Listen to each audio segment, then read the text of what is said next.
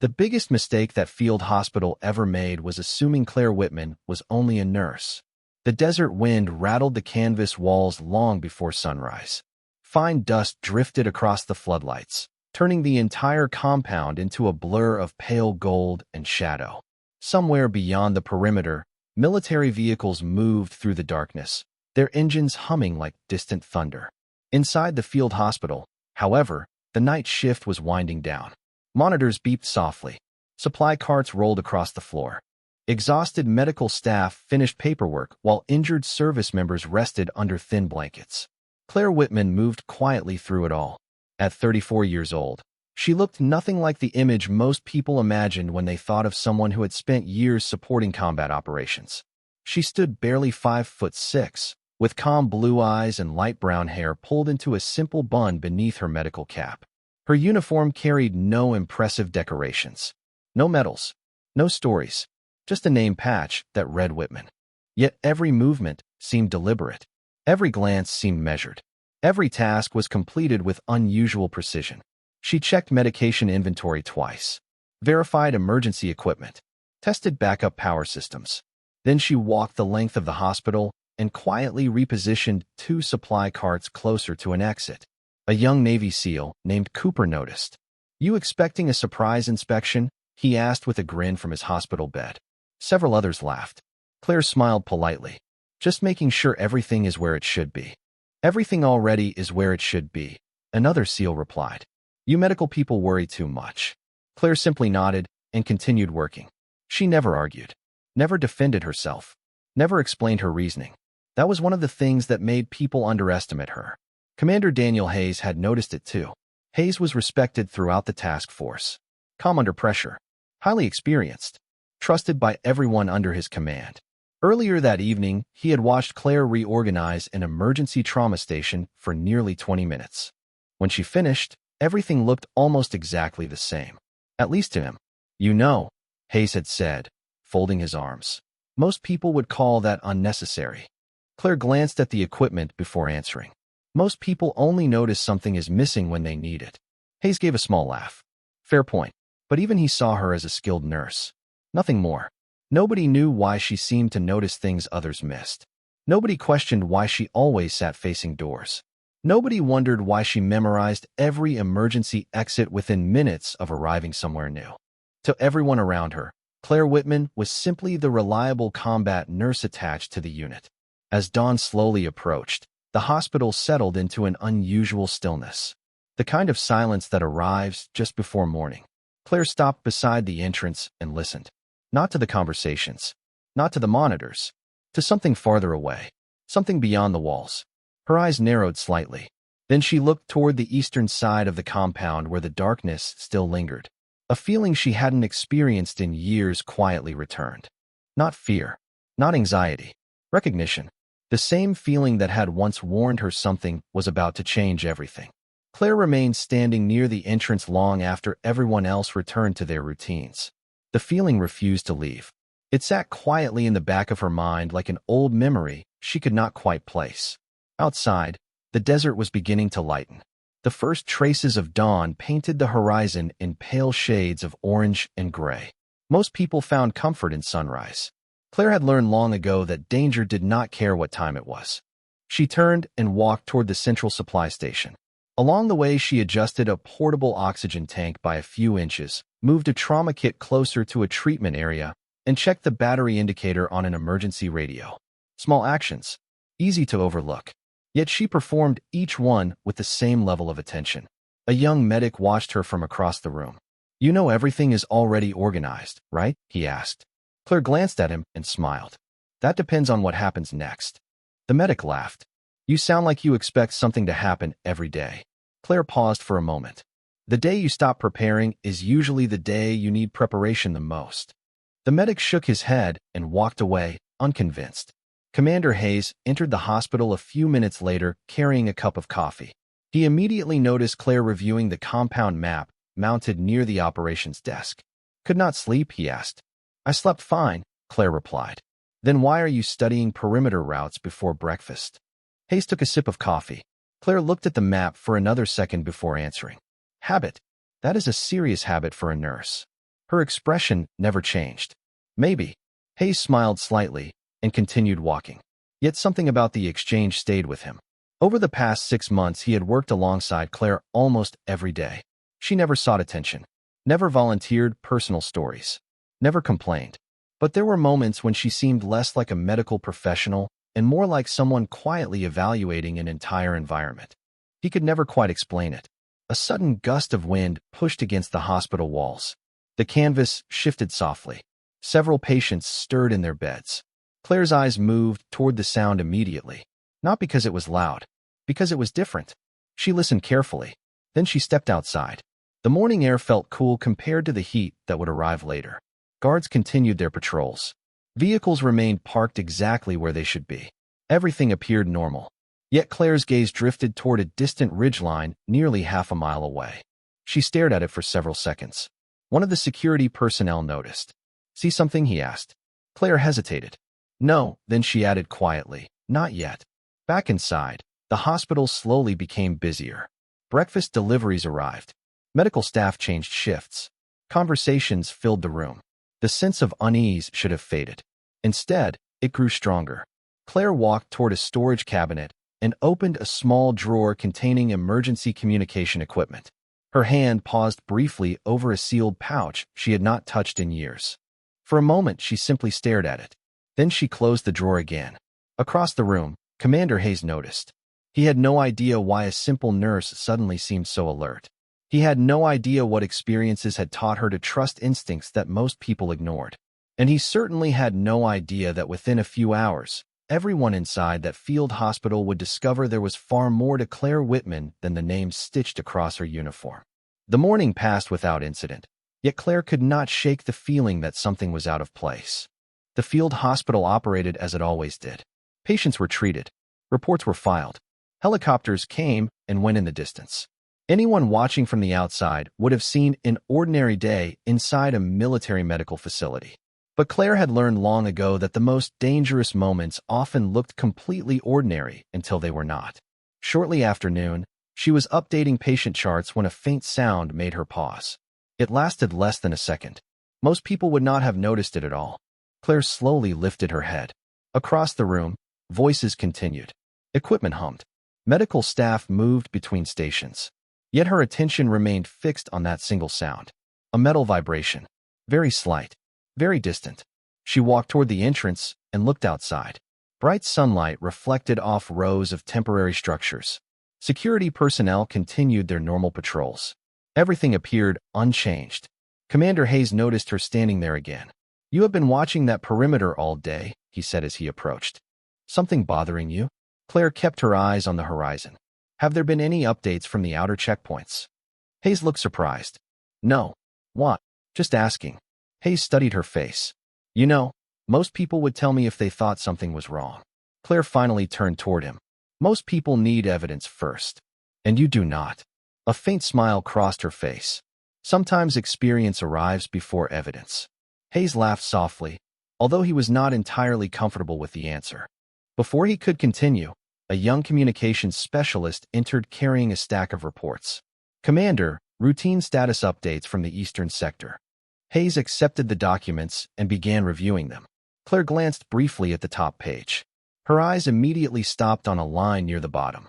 A scheduled patrol had checked in 6 minutes later than expected. Not enough to trigger concern. Not enough for anyone else to notice. But Claire noticed. Hayes followed her gaze. "That happens all the time." "Maybe. You really think 6 minutes matters?" Claire looked away from the report. "Sometimes 6 minutes is nothing." She paused. "Sometimes it is everything." Hayes shook his head with an amused smile. "You make routine paperwork sound mysterious." Claire said nothing. She returned to work, but her attention remained divided. Throughout the afternoon, she quietly made small adjustments. She verified emergency generators again. She checked communication backups. She relocated additional medical supplies closer to treatment areas. Nobody questioned her. Most assumed she was simply thorough. By sunset, the desert sky glowed deep orange beyond the compound walls. The evening shift arrived. Patients settled into their beds. Conversations became quieter. For the first time all day, the hospital seemed peaceful. Then one of the radios near the operations desk produced a brief burst of static. Every person in the room ignored it. Everyone except Claire. She looked up immediately. The static lasted only a moment before disappearing. Yet something about it caused the expression on her face to change. Not fear. Not panic. Recognition. Slowly, she closed the medical file in front of her and turned toward the communications station. Because after hours of uncertainty, the first piece of evidence had finally arrived. Claire crossed the room before anyone else reacted to the burst of static. The communications specialist barely looked up as she approached the console. "Probably atmospheric interference," he said. "We get it all the time." Claire stared at the display. The signal had already cleared. The screen showed nothing unusual, yet she remained focused on it for several seconds. Commander Hayes noticed immediately. "What did you hear?" he asked. Claire folded her arms. "Not what I heard. What I did not hear." Hayes frowned. "Meaning?" The interruption lasted too long to be random and too short to trigger an alert. The communications specialist smiled awkwardly. "With respect, that is not really how radio systems work." Claire looked at him politely. "Sometimes it is." The young man returned to his paperwork. Hayes studied her expression. She was not guessing. That was what bothered him. Claire never spoke unless she believed something mattered. "All right," Hayes said quietly. "Tell me what you were thinking." Claire glanced toward the entrance before answering. "I think someone is testing our response time." Hayes waited for her to continue. "And I think they wanted to know whether anyone would notice." The commander looked toward the communications equipment. Everything appeared normal. Every indicator remained green. Every scheduled report had arrived. Every patrol remained accounted for. Logic told him there was no reason for concern. Yet instinct told him Claire was not the kind of person who worried without cause. Before he could respond, another radio transmission arrived from an outer checkpoint. The report was routine. Weather conditions. Vehicle movements. Nothing unusual. The communications specialist nodded. "See? Everything is fine." Claire listened carefully until the transmission ended. Then she asked a question that surprised everyone. "Who delivered that report?" The specialist blinked. "Checkpoint Echo." "No," Claire said calmly. "Which operator?" The room became quiet. The specialist checked the log. "Sergeant Brooks." Claire's eyes narrowed slightly. "Brooks usually speaks faster." Hayes looked at her. "You know the way he talks?" "I know the rhythm." The commander suddenly remembered something. During the past 6 months, Claire had learned the names of every guard, medic, mechanic, and pilot assigned to the compound. She remembered details most people forgot. At the time, it seemed like simple professionalism. Now it felt different. Much different. "You think that was not Brooks?" Hayes asked. "I think it sounded like someone trying very hard to sound like Brooks." Silence followed. No one laughed this time. The communications specialist checked the recording again. The more he listened, the less certain he became. Then a message appeared on the operations terminal. A scheduled patrol had missed its latest check-in window. Only by 4 minutes. Not enough to trigger alarms. Yet enough to draw attention. Hayes looked at the screen. Then he looked at Claire. For the first time all day, he saw genuine concern in her eyes. Not panic. Not fear. Concern. The kind earned through experience. Slowly, Claire reached for a compound map and placed it on the table. Her finger moved toward the eastern perimeter. "If I am right," she said quietly, "this is where the next sign will appear." Hayes stared at the map. Outside, the last light of day disappeared behind the desert horizon. Inside the hospital, nobody realized they were looking at the first moments of a chain of events that would soon change everything. Commander Hayes stared at the map while the rest of the room exchanged uncertain glances. Nobody wanted to admit it, but Claire's observations were beginning to form a pattern. A delayed patrol report. Unusual radio interference. Small inconsistencies that seemed meaningless on their own, yet strangely connected when viewed together. Hayes tapped the eastern perimeter marked on the map. "Why there?" Claire answered immediately. "Because it offers the best observation point without drawing attention." "Observation for what?" asked the communications specialist. Claire looked toward the canvas wall as though she could see through it. "For us." The room fell quiet. Hayes checked his watch. "You are making a serious claim based on very little." Claire nodded. "I know. Then why are you so certain?" For a moment she did not answer. Her eyes remained fixed on the map. "Because I have seen this pattern before." Before Hayes could ask another question, a guard entered the hospital carrying a clipboard. "Commander, routine update from the Eastern Watch position." Hayes accepted the report. His eyes moved down the page. Then his expression changed. "What is it?" Claire asked. Hayes handed her the paper. One observation post had reported spotting brief flashes of reflected light from a distant ridgeline approximately 800 yards from the compound. Nothing alarming. No confirmed threat. Just an unusual observation. Claire read the report once and handed it back. "That is the second sign." The guard looked confused. "You expected that?" Claire ignored the question. "Did they send anyone to investigate?" "Not yet," the guard replied. "Command considered it low priority." Claire nodded slowly. Hayes watched her carefully. There was no fear in her expression, only calculation. The same look she wore while solving difficult medical cases. The same look she wore when evaluating equipment or reviewing emergency procedures. Except now she was not thinking like a nurse. Hayes could feel it. "Tell me what you think is happening," he said. Claire hesitated. "I think someone is studying the compound." "Why?" "To learn our routines." The communications specialist shook his head. "That could mean anything." Claire turned toward him. "Exactly. That is why it works." No one replied. As evening deepened, Hayes ordered additional verification checks around the perimeter. Officially, it was a precaution. Unofficially, it was because he trusted Claire more than he cared to admit. Hours passed. The hospital continued operating normally. Patients rested. Staff rotated shifts. Outside, the desert cooled rapidly beneath a sky filled with stars. Then, just after 9 o'clock, another report arrived. This time the Eastern Patrol had discovered fresh vehicle tracks less than a mile from the compound. The room became silent. Hayes slowly looked toward Claire. She did not appear surprised. If anything, she looked disappointed, as though she had hoped her instincts were wrong. "That is the third sign," she said quietly. Hayes folded his arms. "You knew this was coming." Claire looked down at the table for a moment before answering. No, her voice was calm. "I just recognized the beginning." For the first time since meeting her, Commander Daniel Hayes realized something important. Claire Whitman was not merely noticing details that others missed. She was recognizing a situation she had lived through before. And whatever chapter of her life had taught her to see these warning signs was a chapter she had spent a very long time trying to keep hidden. The discovery of the vehicle tracks changed the atmosphere throughout the compound. Nobody said it openly, but people moved differently after that report. Conversations became shorter. Security checks became more frequent. Even the experienced operators who normally dismissed uncertainty now paid closer attention to the perimeter updates. Commander Hayes remained in the operations area long after most officers would have returned to their quarters. Claire noticed. He was studying reports, comparing patrol logs, reviewing communications records. For the first time, he was seeing the same pattern she had seen hours earlier. "You still think this is routine?" Claire asked quietly as she organized medical supplies nearby. Hayes looked up from the table. "I think it stopped being routine when 3 separate indicators started pointing in the same direction." Claire nodded. "Patterns matter." Hayes leaned back in his chair. "You keep saying things like that." "Because they are true." "No," he replied. "You say them like someone taught you the hard way." Claire's hands paused for a brief moment.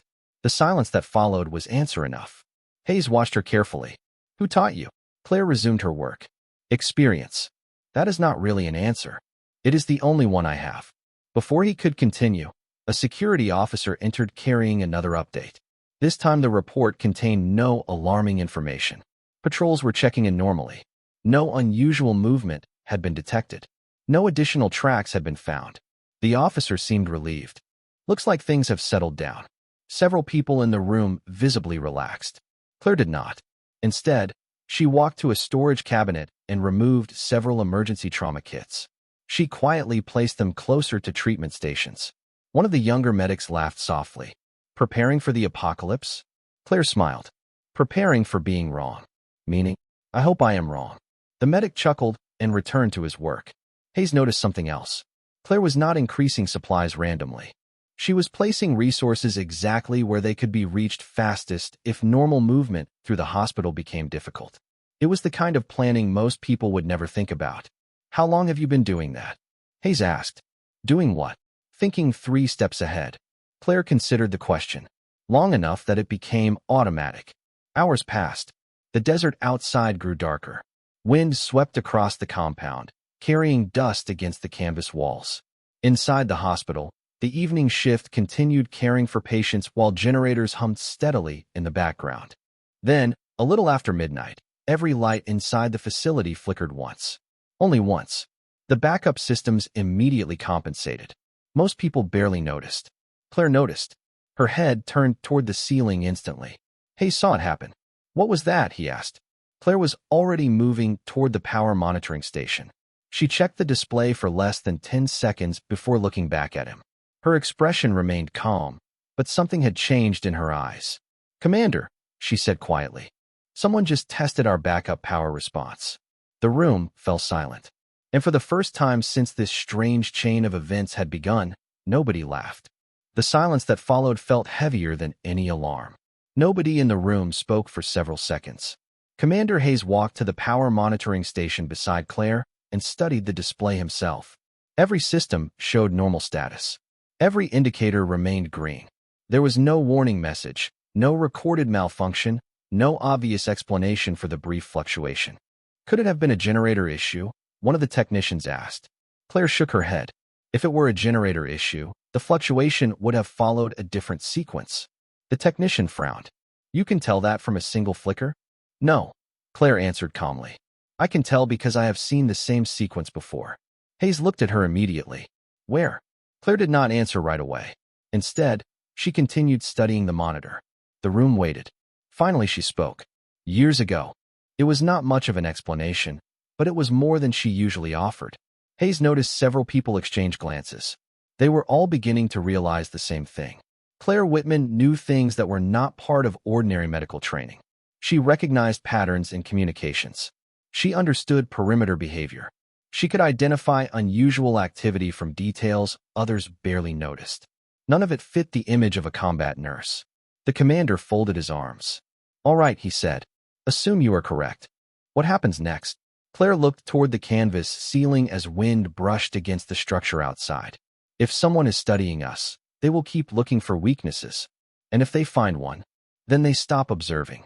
The answer lingered in the room. Nobody needed her to explain what that meant. Hayes immediately ordered additional system checks throughout the compound. Security personnel inspected backup generators. Communication equipment was verified again. Observation posts increased reporting frequency. For the first time since sunset, the entire base operated at a heightened level of awareness. Yet despite all the extra activity, Claire appeared strangely calm. She resumed checking patients. She adjusted intravenous lines, reviewed charts, refilled supplies. To an outside observer, she looked exactly like she had looked every other day. But Hayes noticed the difference. She was listening, constantly. Every sound, every radio transmission, every change in routine. Hours passed. Midnight became 1 in the morning. Then 2. The compound remained quiet. Several officers began to believe the concerns had been exaggerated. Even Hayes started wondering if they had overreacted. Then a message arrived from the eastern perimeter. An observation team reported that a maintenance access gate had been found partially unlatched during a routine inspection. No damage, no intrusion, no explanation. Just a gate that should have been secured and was not. Hayes felt his stomach tighten. Slowly, he turned toward Claire. She had already stopped what she was doing. "That is not an accident," she said softly. The commander walked closer. "You are sure?" Claire nodded. "Very." "How?" For the first time, something flickered across her face. Not fear. Not hesitation. Memory. Because someone tested that exact method before. Hayes stared at her. "Before where?" Claire looked away toward the dark desert beyond the hospital walls. When she finally answered, her voice was almost a whisper. "The last place I thought I would ever remember again." Commander Hayes did not press her immediately. He had spent enough years around military personnel to recognize the look that had appeared in Claire's eyes. It was not fear. It was memory. The kind of memory that never truly leaves, no matter how many years pass. Outside, the desert wind continued brushing against the canvas walls of the hospital. Inside, the room remained unusually quiet. Even the younger medics seemed to understand that something important had just surfaced. Hayes walked beside Claire as she returned to the treatment area. "You do not have to tell me everything," he said quietly, "but I need to understand what we are dealing with." Claire adjusted a patient's blanket before answering. "I am not sure I understand it myself yet." "You recognize the pattern?" "Yes." "From where?" Claire remained silent for several seconds. Finally, she spoke. From another field hospital. Hayes waited. Years ago? She nodded. A long time ago.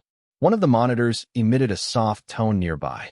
Claire checked it automatically before continuing. The signs were almost identical. Small things that looked unrelated. Delayed communications. Perimeter anomalies. Equipment disruptions. Nothing serious by itself. Hayes listened carefully. What happened? Claire looked toward the dark entrance of the hospital. People ignored the pattern because every individual piece seemed harmless. The commander felt a chill despite the warm desert air. And you did not ignore it. I was younger then. Hayes noticed she had not answered the question. Yet somehow her response revealed more than she intended. She had been there. She had watched it unfold. The realization settled heavily in his mind. Across the room, several operators quietly observed the conversation. The same men who had once viewed Claire as simply a competent nurse now found themselves paying attention to every word she spoke. Not because she demanded authority, because she never did. Her calm carried weight on its own. Hours continued passing. Additional reports arrived from the perimeter. Nothing dramatic, nothing conclusive. Yet every update seemed to add another small piece to an invisible puzzle. Shortly before dawn, Hayes received a secure message from headquarters. After reviewing the unusual activity, Regional Command authorized temporary precautionary measures throughout the compound. Extra patrols, additional observation posts, enhanced communications monitoring. Hayes read the message twice before looking up at Claire. Looks like headquarters finally agrees with you. Claire gave a small smile. That is not important. No. What matters is whether we are already too late. The answer surprised him. Hayes had expected relief. Instead, Claire sounded concerned. Deeply concerned. Then something happened that caught everyone's attention. A logistics officer entered carrying a stack of archived facility documents requested during the security review. Several folders slipped from his hands and scattered across a nearby table. Claire instinctively reached down to help gather them. As she picked up one of the folders, a faded photograph slid partially into view. Her hand froze. For just a second, Hayes noticed immediately. The photograph showed a military medical team standing beside a temporary field hospital many years earlier. Most faces were difficult to identify, except one. A much younger Claire Whitman stood near the edge of the image, and on her uniform was an insignia that made Commander Daniel Hayes stare in complete disbelief. Commander Daniel Hayes stared at the photograph as though it had rewritten everything he thought he knew about Claire Whitman. The insignia on her uniform was faded, but not enough to hide its identity. Hayes had seen it only once before during a classified briefing years earlier. A Marine reconnaissance medical attachment that officially no longer existed. The logistics officer noticed his reaction. Sir. Hayes did not answer immediately. His eyes remained fixed on the image. Claire gently took the photograph and slid it back into the folder. It was a long time ago, she said quietly. The room had gone silent. Several operators exchanged confused glances. They did not understand the significance of the insignia, but they understood Hayes's expression. It was the look of someone who had just uncovered a truth he never expected to find. You were attached to recon? Hayes finally asked. Claire nodded once. Years ago. Nobody told us. A faint smile appeared on her face. Nobody was supposed to. The commander leaned against the table and exhaled slowly. Suddenly dozens of unanswered questions made sense. The way she analyzed patterns. The way she memorized routes. The way she noticed tiny inconsistencies everyone else overlooked. None of it came from ordinary medical training. It came from experience earned in places most people would never see. One of the younger operators stepped forward. All this time, you never said anything? Claire looked at him calmly. Would it have changed my job? He hesitated. Maybe. Then it would have distracted from the work. No one argued, because deep down they knew she was right. Over the following hours, the compound remained on heightened alert. Additional reports arrived. Security teams confirmed unusual activity beyond the perimeter, but the extra precautions prevented small concerns from becoming larger problems. The hospital continued operating. Patients received care. Staff remained focused. And for the first time since Claire had arrived months earlier, people began paying attention not to her past, but to the quiet professionalism she demonstrated every day. Shortly after sunrise, headquarters transmitted a message commending the compound for identifying potential vulnerabilities before they became serious issues. Hayes read the report twice before looking toward Claire. "Looks like your instincts saved us a great deal of trouble." Claire shook her head. "It was not instinct." "Then what was it?" She glanced out at the bright desert horizon. "Lessons I was fortunate enough to learn." Hayes studied her for a moment before standing a little straighter. Then, in front of the operators, medics, and staff gathered inside the hospital, he offered a respectful nod. It was not a ceremony, not a speech, just a simple gesture of recognition. Claire returned the nod and went back to checking patient charts. The younger operators watched in silence.